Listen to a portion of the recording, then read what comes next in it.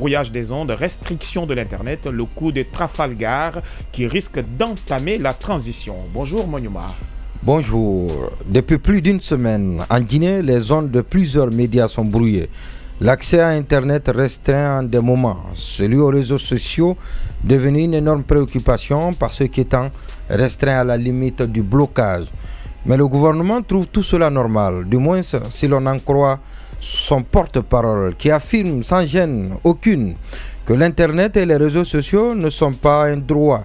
À un moment où les réseaux sociaux sont aujourd'hui considérés sous des cieux normaux comme étant un nouveau droit humain étroitement lié au droit à la liberté d'expression. Paradoxalement, à l'ère du numérique, entendre un ministre des télécommunications et de l'économie numérique défendre une telle position, cela paraît très curieux, voire inquiétant. C'est sans doute l'expression d'une radicalisation d'un système qui a convaincu à ses dépens que les médias notamment ne voient plus l'essentiel, mais surtout le détail, la gaffe, la démarche hésitante ou l'élocution traînante. Ousmane Gawal Diallo en est tellement convaincu qu'il ne s'est pas empêché de jeter à la figure de ses interlocuteurs son opinion tendancieuse sur les médias qu'il accuse d'avoir transformé leur studio en un tribunal. Au porte-parole du gouvernement de comprendre que c'est une réaction qui s'apparente à une volonté manifeste de brider le débat,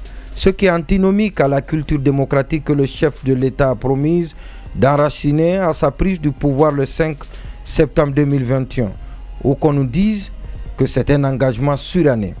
Il est en tout cas certain que cette manière décidée de la faire boucler aux voix dissonantes ne fait plus recette dans le monde d'aujourd'hui. En réalité, cette situation qui est sans précédent est absolument préoccupante dans la mesure où aucune autorité ne veut l'assumer, à commencer par l'ARPT, le régulateur, puis le département, la tutelle technique de celui-ci, et plus loin, les sommets de la primature à la présidence. Au-delà, c'est aussi et surtout une situation trop grave pour un pays à économie sous perfusion. L'image renvoyée est des plus répulsives, voire répugnantes, de l'investissement des capitaux étrangers déjà déserts, pourtant indispensables pour une transition qui nourrit des ambitions de développement. Le président est-il bien briefé à l'effet de prendre la mesure de la situation qui a le mérite de davantage stigmatiser son régime? Pas sûr.